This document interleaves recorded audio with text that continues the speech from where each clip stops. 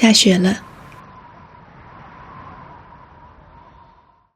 今年第一场暴雪，这对我来说是全新的体验，当然对他们来说也是。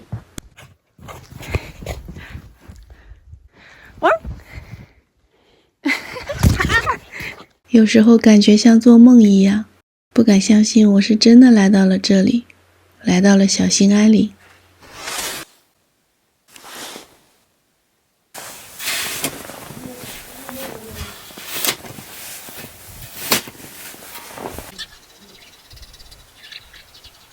1年前，我还在冬雨连绵的南方，湿冷侵入骨髓，无处可躲。那时候我就在想，我一定要过上围炉烤火的日子。我喜欢火，喜欢燃烧，我总感觉我得升起一把火。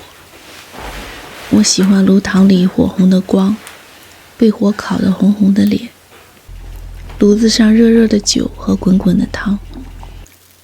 在冬天，最幸福的事情就是升起一把火，靠着这团火，这日子才能让人想过下去。